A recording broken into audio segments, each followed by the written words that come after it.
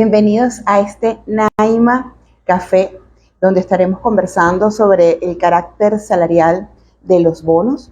Nos acompañará el abogado Reinaldo Guilarte.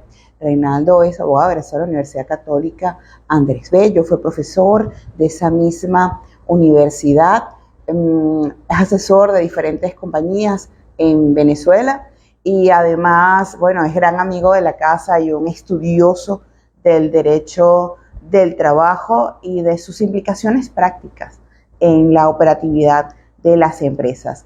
En días recientes se produjeron varias sentencias del Tribunal Supremo de Justicia relacionadas con el carácter salarial de los bonos y también relacionadas con cuál tasa de interés se debe usar cuando se incurre en mora en el pago de remuneraciones, en este caso de compensaciones al finalizar la relación de trabajo a ex trabajadores que estuvieron percibiendo remuneración en moneda extranjera. Entonces tenemos esta situación y ya Reinaldo está con nosotros para conversar con ustedes en esta mañana y estaremos conversando aproximadamente unos 40 minutos en este Naima Café. Bueno, ya Reinaldo está con nosotros. ¿Cómo estás, Reinaldo? Buenos días. Hola Mariela, ¿cómo estás tú? Aquí madrugando. Madrugamos todos.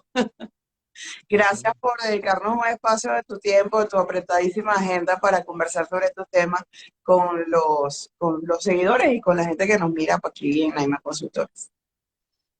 No, bueno, agradecido por la invitación para conversar de un tema con tanta vigencia y que hay que comenzar a pensarlo de otra forma, ¿no? Porque viene un 2023 donde hay que comenzar a tomar decisiones, ¿no? Muchos Exactamente. pensaron que inclusive el tema de la tasa de cambio se iba a mantener en el tiempo y lamentablemente hemos visto cómo en el último trimestre la situación es muy distinta a la que algunos llegaron a proyectar, ¿no? No, y pasa una cosa, fíjate, en 2021 estuve conversando con una amiga que es una financiera, una multinacional, y ella para ese año proyectaba que al cierre de año la tasa debía estar en 2021 a 12 bolívares por dólar. Eso evidentemente no ocurrió, está ocurriendo este año, pero para la gente que haya estado trabajando con proyecciones, el tema de una tasa en 12 bolívares no es descabellado. Lo que pasa es que a veces nos acostumbramos a una cierta estabilidad y olvidamos que estamos en un contexto muy inestable. No me refiero solo a Venezuela, me refiero a un contexto global. Y lo que tenemos, lo que no podemos es acostumbrarnos, usar eso que llaman la zona de confort. La zona de confort no existe. Sí, lo que pasa es que yo creo que, bueno, algunos después de la tormenta del 2018-19, después se combinó con COVID 2020-2021, vieron el comportamiento de algunas variables económicas durante 2022 y dijeron, ah, bueno, estamos llegando a tierra. No, hermano, todavía está en medio de la tormenta. Este, esto es un tema un poco largo. Trataremos de hacer algunas reflexiones sobre lo que está pasando a raíz de algunos fallos y de cuál debería ser el camino a seguir, ¿no? Renato, el fallo más reciente es sobre un caso de Monagas, referido a unas bonificaciones sin carácter salarial que entregaban cada 3 meses a un trabajador. Y bien, el superior de Monagas dijo, esto es salario, y la sala de casación social básicamente lo que hizo fue decir, el superior tiene razón.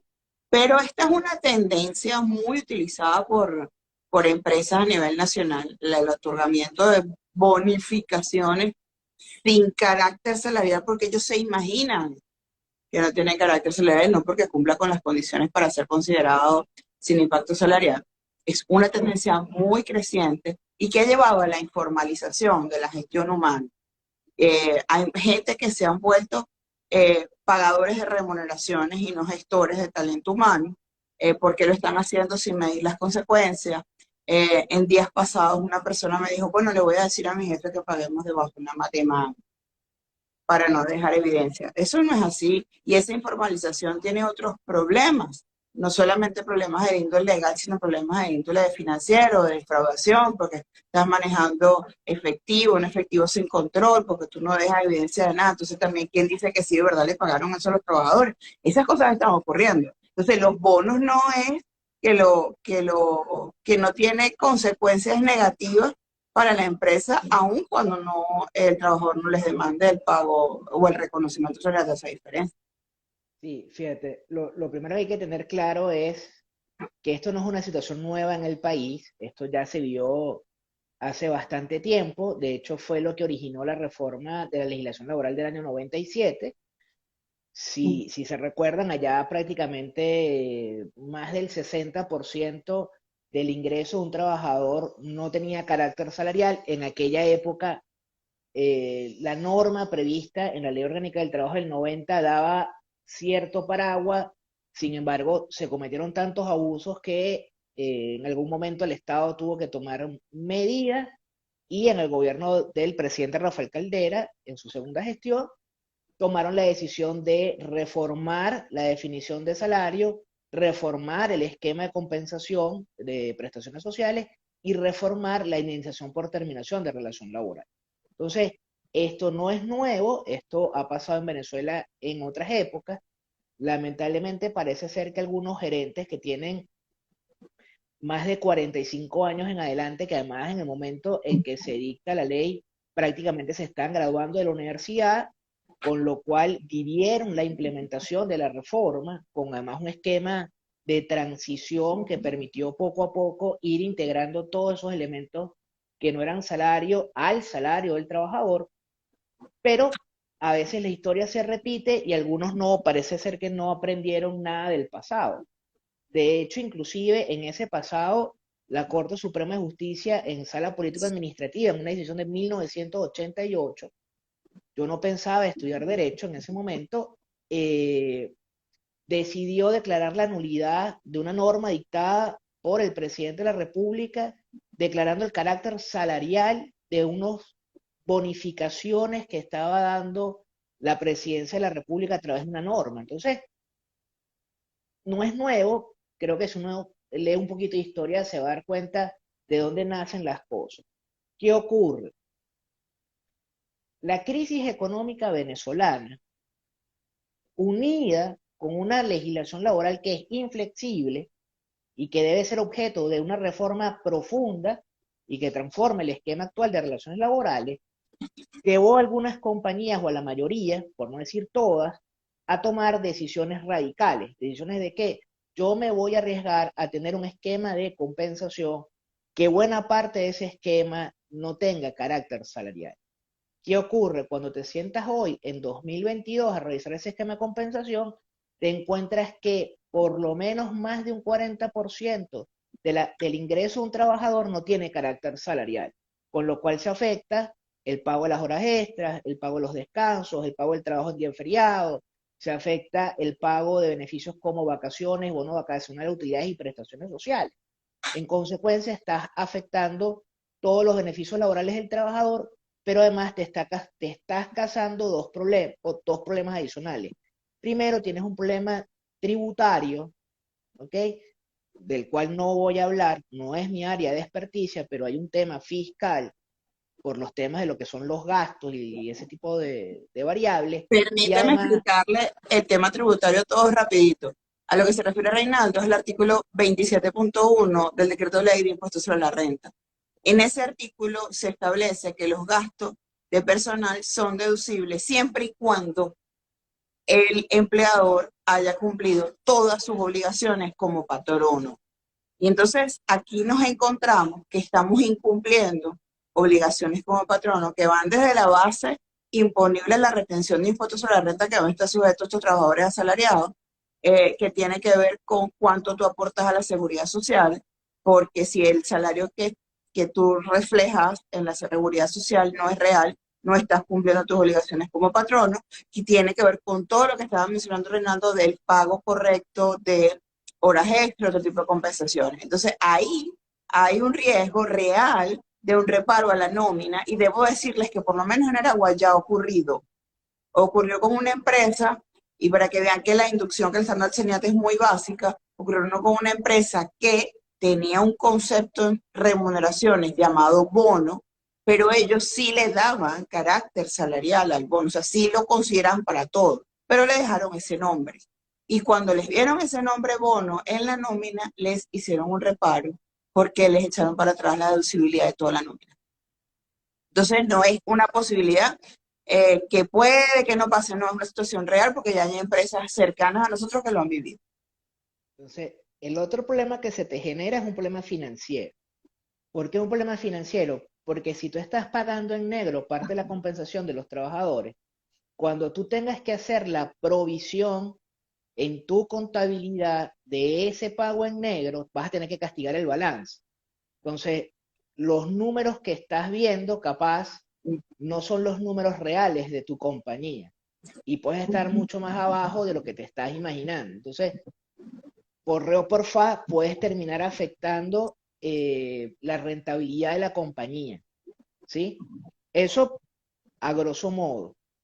Hace poco que tuve la oportunidad de ir a una charla en una institución académica acá en Caracas, básicamente estaba diseñada para personas de recursos humanos. Fui a oír para ver si es que yo estoy equivocado en la vida y me percaté que sí, que el tema de los pagos no salariales está bastante expandido, mucho más expandido de lo que algunos se imaginan.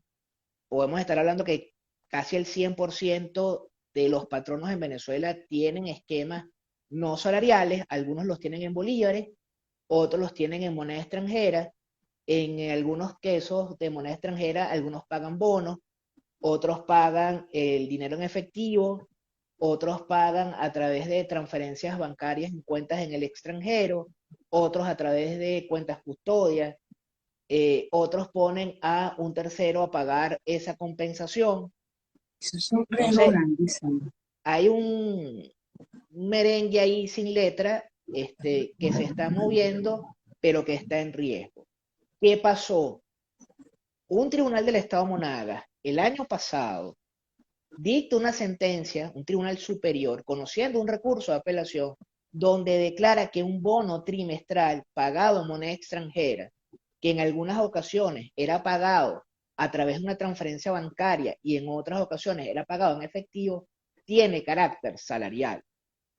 ¿Cómo probó esa persona que recibía el bono? De dos formas, con unos correos electrónicos del banco y dos, con unos testigos, ¿sí?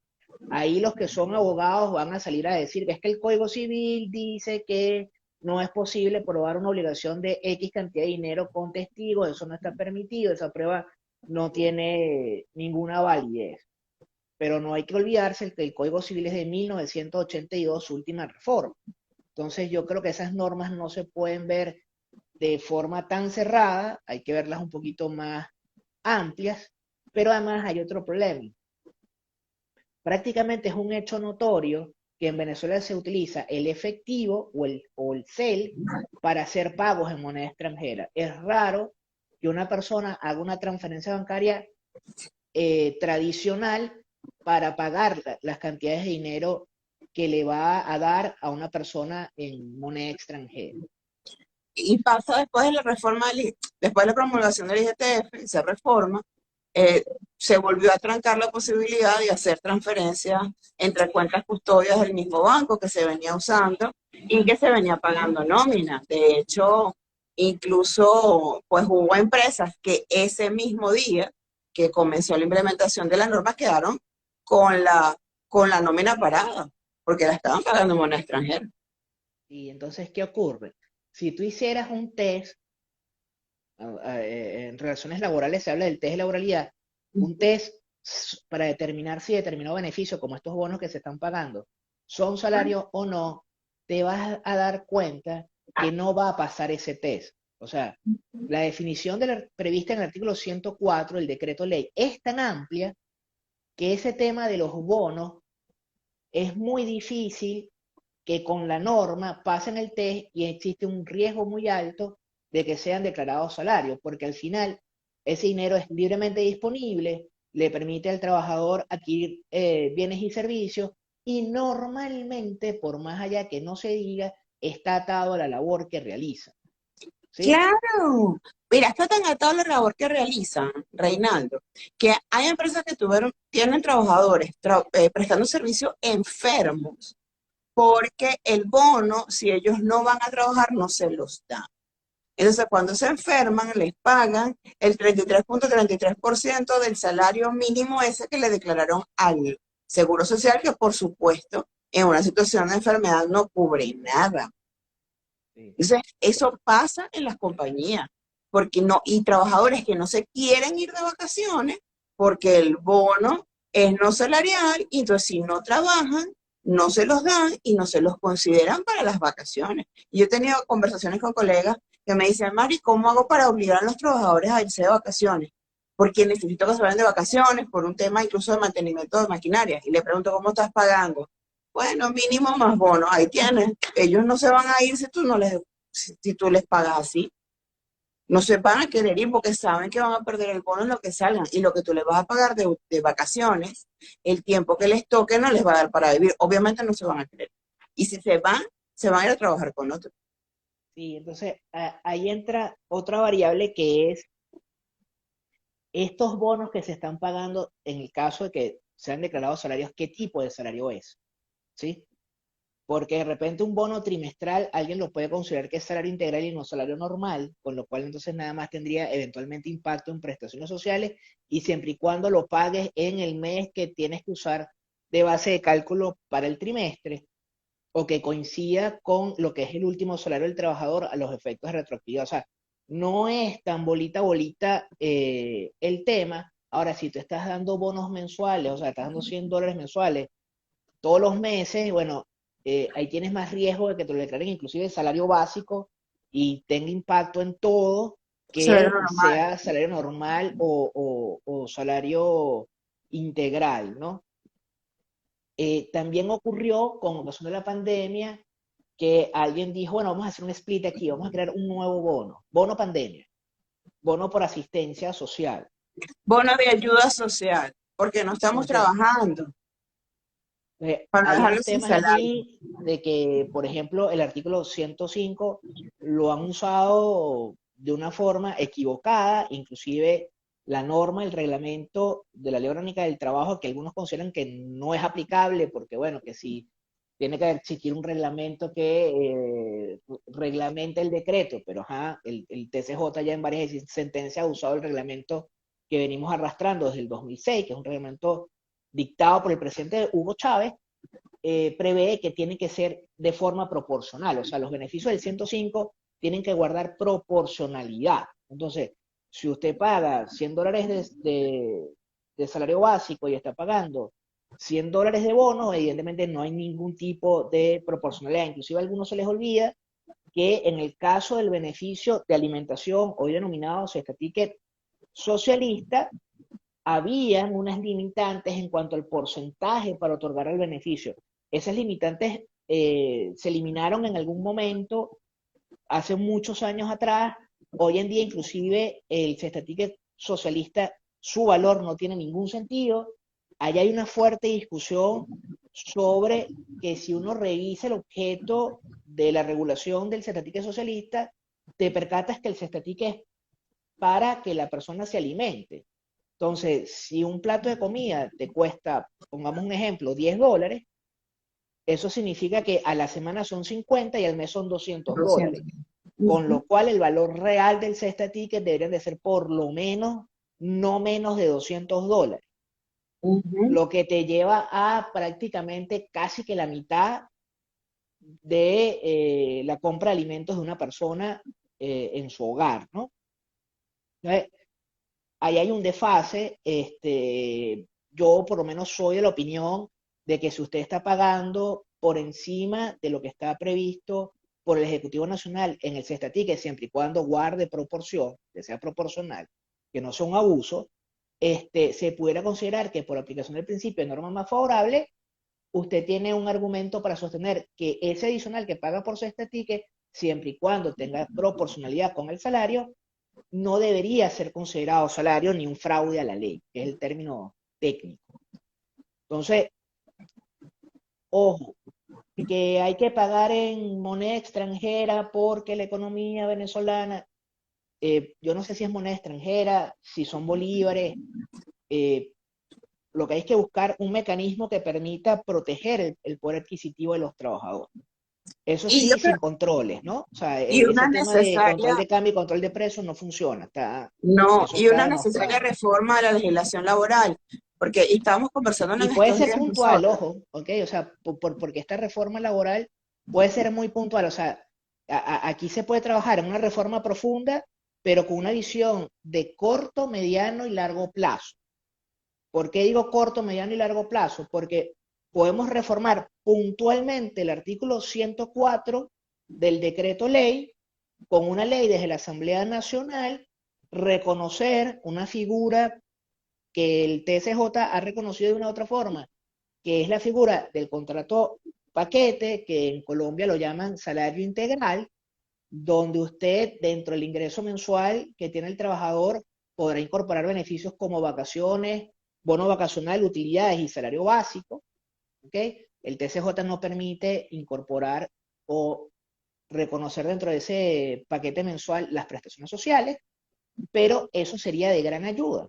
Y es una No, reforma puntual. yo te puedo decir que como yo lo veo, hay que reformar el 104, hay que reformar el 105 y hay que reformar el esquema de prestaciones sociales, porque eso es un absurdo, que usted nunca sepa cuánto es el pasivo. Bueno, lo que Y pasa es entonces que, pones fíjate, 15 días trimestrales a un fondo, si los pongan bolívares se evalúa, no vale nada, que fue con lo que pasó con la del 97, que era muy, muy cómoda de manejar desde el punto de vista financiero, pero que al final no le quedaba nada al trabajador cuando se iba si lo calculábamos así. Pero esta cosa de la retroactividad también es un absurdo, porque nunca sé cuánto es y entonces es una norma que ha venido premiando la permanencia en vez del aporte del trabajador. Eh, el tema de la retroactividad, y lo vivimos al principio de la aplicación de la norma. O sea, despedir a un trabajador era lo mismo que el triple gordo, 400 millones de bolívares de una camioneta en el 2013, porque a mí me tocaron esas negociaciones y me imagino que a ti también. Entonces, eso creo, causó un rechazo muy grande a la norma, una norma que es proteccionista del trabajador. Entonces, tú no contratas, tú adoptas, tú no tienes, no tienes libertad de despedir a los trabajadores. Hay un montón de cosas de esa norma que la ponen muy pesada de tragar. Yo sí, siempre digo, la norma pero fue hecha fíjate para una algo, ¿no? economía que no existe, pero es con lo que tenemos que trabajar y hay que considerarla de forma holística para minimizar los riesgos. Pero la verdad es que el delote es un freno a la competitividad del país y a la recuperación económica del país. Sí, fíjate algo. Las normas no fueron pensadas desde la visión económica, ¿ok? Exactamente. Fueron pensadas bajo casi que la visión de Ford y Taylor. Más allá de eso, cuando tú te vas a la realidad y tú tratas de analizar la norma en una economía estable, ¿sí? Sin las variables que tiene Venezuela, quitándoselas, la retroactividad no es más beneficiosa para el trabajador, eso es una mentira, ¿ok? Y esa es Ujú. la verdad. ¿Por qué? Porque en los momentos en que se ha visto que esté estable, que uno saca los números, uno se percata que las prestaciones sociales que se van acreditando de forma trimestral llegan a ser más favorables que la retroactividad por el tema de que la economía, en una economía estable. O sea, entonces, la retroactividad es diseñada para países con situaciones inflacionarias y problemas con su moneda, ¿no? Con lo cual, la verdad, no beneficia al trabajador, porque el trabajador puede recibir hoy, voy a inventar, 100.000 bolívares y a la vuelta de la esquina, esos 100.000 bolívares pueden ser la mitad por el problema cambiario que existe.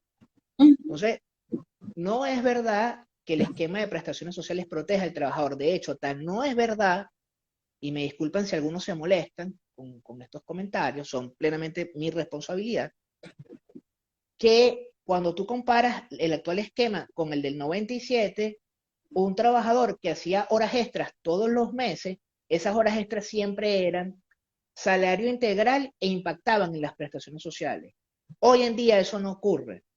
O sea, si una persona hace horas extras en enero, febrero, marzo, solo impactarán las horas extras de del mes máximo. en el cual esa Ujú, persona tenga derecho a prestaciones. ujú. Entonces, los otros meses son cero. Hay gente que agarra y hace un promedio para no dañar al trabajador. Eso no es lo que dice el legislador. Eso no dice la norma. Entonces, ahí modificaron la base de cálculo y parece ser que 10 años después nadie se ha percatado del desastre que hicieron, porque es un desastre. Es un desastre. Es Entonces, que no beneficia a nadie la norma. porque No además beneficia al trabajador y no beneficia a fue, la empresa. es una norma cobarde. ¿Por qué es una norma cobarde? Porque el legislador tenía que haber decidido o es A o es B. No Ajá. esta cosa loca que se inventaron. ¿Por qué? Porque es el esquema del 97, pero en vez de acreditarlo todos los meses, lo acredito trimestralmente, haciendo una subespecie de retroactividad trimestral y al Ujú. final de la relación laboral te obligo a calcular la retroactividad y lo que sea más favorable.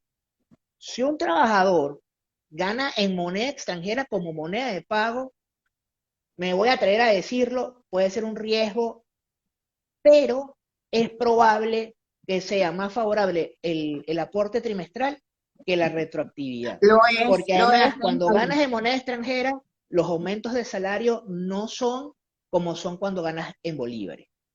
Es más ¿Ves? favorable, pero fíjate tú, entonces nos encontramos que ¿dónde hago el aporte? No lo puedo hacer en moneda extranjera en la contabilidad porque mi contabilidad es bolívares, a menos que haya cambiado moneda funcional a moneda funcional dólar, y eso es un temazo. Y luego, ¿cuál tasa de interés voy a usar? Yo Ese tuve es la otro oportunidad, tema. yo tuve Ese la es otro oportunidad tema el de tema ver de los el intereses. caso de una multinacional que estaba pagando los salarios en moneda extranjera, el contrato es en moneda extranjera, y ellos estaban guardando el fondo de garantía en moneda extranjera en su contabilidad y le estaban aplicando la tasa de BCB porque es una contabilidad en moneda extranjera también, que daba Claro, porque es un absurdo, absurdo porque la de moneda intereses. extranjera, a la moneda extranjera se le aplican la tasa de interés de la moneda.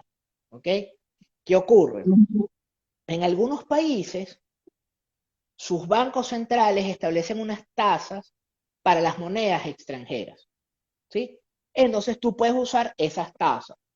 Eso no Cuando pasa. en, cuando en tu país el Banco Central no establece tasas para monedas extranjeras, entonces te tienes que ir a la ley de la moneda y tienes que aplicar en consecuencia la tasa que aplicarías en el país donde está esa moneda. Es decir, si son dólares de los Estados Unidos, la tasa que aplica el sistema financiero de los Estados Unidos. Si son euros, la tasa que aplica el sistema financiero europeo. Si son libras esterlinas, la tasa que aplica el sistema financiero del Reino Unido, ¿sí? O peso, el sistema financiero colombiano.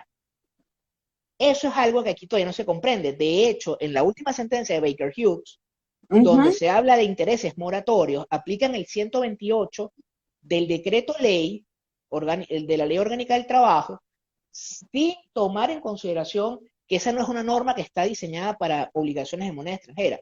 Eso es una norma que está diseñada para obligaciones en bolívares. Exacto.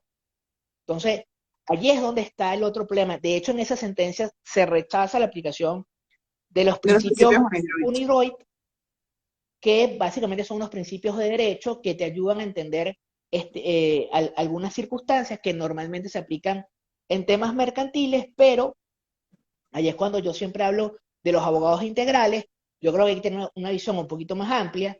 Esto No. excede a un problema jurídico, es un problema económico y financiero, con lo Ujú. cual la lógica o el sentido común de cualquier persona te tiene que decir, si la obligación es de moneda extranjera, yo no debo aplicar la tasa En Bolívar. venezolana. De hecho, hay gente que dice, no, es que yo agarro los dólares, los convierto en bolívares y a eso le aplico la tasa del Banco Central. Es casi que lo mismo que decir la tasa del Banco Central por el valor en Lo dólares. mismo.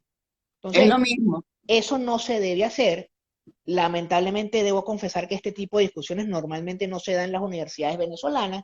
Son pocos los abogados que discuten el tema, ¿sí? De hecho, creo que el control cambiario dañó unos chips de los abogados, porque se quedaron pegados como que no, es que el bolívar y la moneda de curso legal y tal, y la Constitución lo que prevé es que el bolívar es la unidad monetaria de la República Bolivariana de Venezuela, con lo cual cualquier demanda por ejemplo, en Petros debería mandarse a corregir, porque el Petro no es la unidad monetaria de Venezuela, es el Bolívar, y no te puedo condenar en Petros, te tengo que condenar en bolívares, y en el caso de moneda extranjera, para condenarte en moneda extranjera, como lo ha sostenido el TCJ de forma clara y transparente en una sentencia muy bien escrita, cuando las cosas se hacen bien hay que reconocerlas, muy bien escrita en un caso de Baker Hughes, en la parte que hablan de moneda extranjera, no en la parte de los intereses, porque esa parte está mal escrita, pero en la parte cuando hablan de obligaciones de moneda extranjera, hablan de moneda de pago y moneda de cuenta. Entonces, cuando la obligación es moneda extranjera, tú la puedes poner como moneda de pago con base a la ley del Banco Central de Venezuela o la puedes poner como moneda de cuenta. El problema de moneda de cuenta es que con la devaluación que sufre la moneda venezolana, te van a dar un pocotón de bolívares adicionales que capaz no tenías dentro de tu presupuesto, ¿no? Exacto. Y te puede de No, repente y afectar que un a poco veces el no flujo de tienes la caja. disponibilidad de bolívares, porque en la vida real, ¿qué pasa? Bueno, yo establecí mi contrato antes de todo esto, mi contrato está en bolívares. Fíjate, tengo trabajadores en el agro, y si yo tengo que pagarles en efectivo. Correcto, sí. Entonces, ¿qué efectivo tengo? Bueno, el que consigan, si estoy en la frontera colombiana, tengo pesos. Eso es una realidad. O si estás en la costa de Aragua, pues tienes dólares. A mí me Sí. pasó que mis tíos tenían más dólares que yo Bueno, en efectivo porque fíjate en mi que, pueblo se movía el dólar en efectivo de una manera que incluso no se ha movido en la ciudad. Pero eso ocurre porque las características de ese tipo de trabajo y de esa zona, pues me obligan a pagar en efectivo. Entonces hay muchas condiciones que hay que ver en cada empresa y yo creo que atajarlas. Lo que no se puede seguir haciendo es andar con los ojos cerrados o con la política del avestruz, o que como yo digo que no es salarial porque yo lo digo, no alma de Dios, hay un montón de situaciones que están ocurriendo. Yo sí creo que hay que dejar esa actitud y asumir, bueno, agárratelo por los cachos, ver qué es lo que está pasando, cómo estoy pagando, por qué estoy pagando así, cuál es mi fuerza laboral y entender cómo puedo yo manejar esta contingencia. Una cosa que digo muchas veces, lo digo a mis clientes, también lo digo en la charla, el trabajador te quiere hasta que no te quiere más. sí, bueno, Y las el día que relaciones no te quiere laborales más, va para la inspectoría. son como los matrimonios, ¿no? Cuando se Ajá. rompen es terrible. Entonces, ¿qué ocurre? Lo primero es que creo que la posición que viene asumiendo el TCJ con pago de moneda extranjera tiene que llevar a que las compañías se sienten a planificar. Ujú. Con el tema de intereses se tiene que revisar el punto. Ya hay una sentencia que no desarrolla el tema a profundidad, lo que hace es ratificar la sentencia del Estado Monagas, que también es un caso de Baker Hughes, una sentencia que yo no comparto. Creo que la sentencia de Baker Hughes anterior estaba mucho mejor redactada que esta. Esperemos que en una próxima decisión sea mucho más claro. Entiendo ya que contra la primera sentencia de Baker Hughes existe un recurso de revisión en sala constitucional, con lo cual puede ser que la constitucional enmiende la plana con el tema de los intereses, ojo, eh, pero hay que sentarse a diseñar planes de mitigación de riesgo, Ujú. ¿sí? Hay que buscar a la gente que eche los números para determinar y cuantificar cuánto puede ser ese eventual pasivo laboral, cómo diseñar una migración de ese esquema de compensación y ver hasta qué punto se puede ver afectado o no el flujo de caja de la compañía. En paralelo a todo eso, los gremios empresariales, los actores económicos, tienen que sentarse con las personas de la Asamblea Nacional a insistir en que tenemos que cambiar unas normas básicas que están dentro del decreto ley para buscar mejorar el poder adquisitivo de los trabajadores, porque si tú mejoras el poder adquisitivo de los trabajadores y eso mejora el consumo y eso está acompañado de una política económica y social que no depende nada más de los actores económicos porque depende de los actores políticos, creo que puedes comenzar a ver una recuperación económica en otro tono, ¿sí? Y no cosas artificiales, ¿no? sino una real. recuperación económica paulatina, poco a poco, pero mucho más real a la recuperación económica de lo que hablan muchos. De hecho, todo lo que se pretende hacer con Venezuela, con el tema de las sanciones que tiene, solo va a funcionar si tú le das seguridad jurídica e institucionalidad a la inversión, ¿sí? Y Con, respiro, porque la presión fiscal es una cosa horrible. ¿ves? Ahorita estamos prácticamente a un mes que se termine el decreto ley que regula la inmovilidad laboral, que está muy por encima de lo que es la legislación laboral. Esperemos, hacemos votos y exhortamos a que el Ejecutivo Nacional no lo prorrogue más. Ya son 20 años, ya fue suficiente. Si desmontamos el control de cambio, es momento de desmontar este control. No tiene ningún sentido, causa un perjuicio terrible a la inversión, pero además causa un perjuicio terrible a las personas.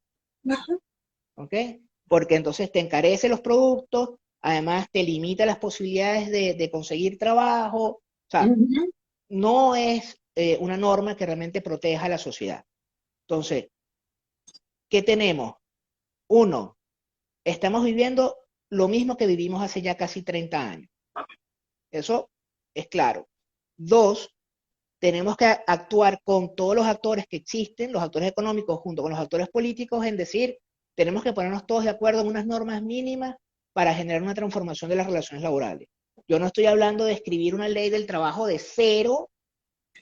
Yo no estoy hablando de eliminar sindicatos, yo no apoyo a aquellos que creen que hay que eliminar los sindicatos. Creo que los sindicatos y la libertad sindical son fundamentales en una sociedad democrática. Ujú. Eh, Tampoco creo que hay que eliminar las horas extras, trabajo, nada de eso. O sea, yo lo que creo es que hay que tener una norma que sea equilibrada, ¿sí? Que sea Creo, fácil de pienso, calcular, Reinaldo. O sea, no puede ser Pienso que esto que sea el un contrato infierno el cálculo. paquete, sí, creo que el contrato paquete puede ser una alternativa interesante de estudiar. Hay que echar unos números, a ver qué tan factible es el contrato paquete. Sí. Eh, Ojo, en algunos países le ponen límites, es decir, no todo trabajador puede optar al contrato paquete, porque es una forma de que lo ve el legislador de evitar abusos.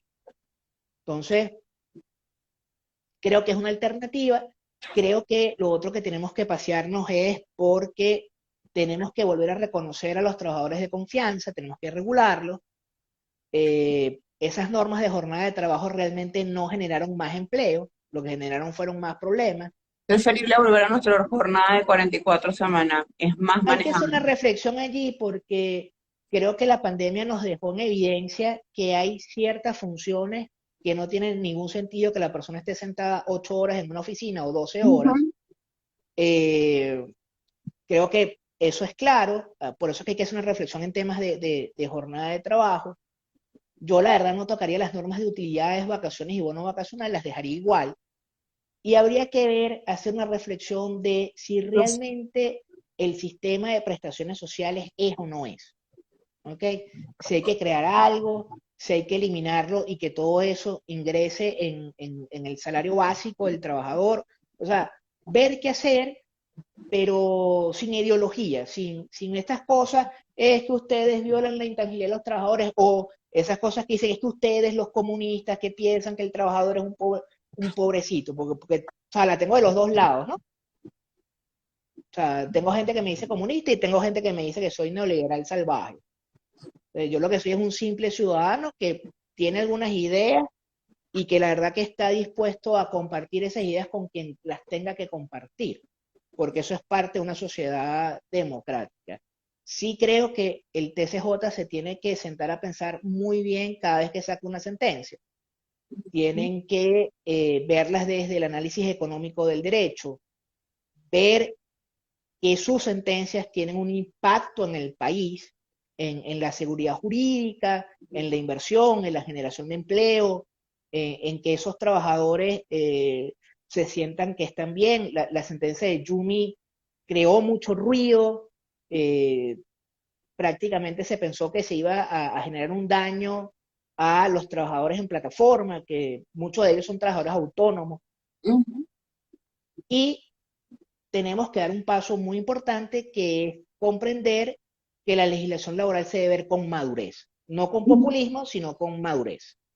Para saltar al contrato paquete necesitamos tener madurez, porque parte del hecho de que las personas sepan que se van a autoadministrar o autogestionar sus ingresos.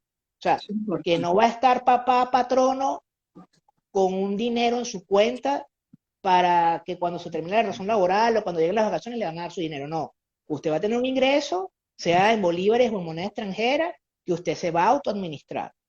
Como le pasa a la diáspora venezolana que vive en países en los cuales con lo que le pagan ya está y que se tiene que autoadministrar. Entonces, si casi todos nosotros tenemos un amigo o un familiar que está en el extranjero y oímos de esa experiencia, creo que tenemos que enriquecer nuestra visión con esas experiencias.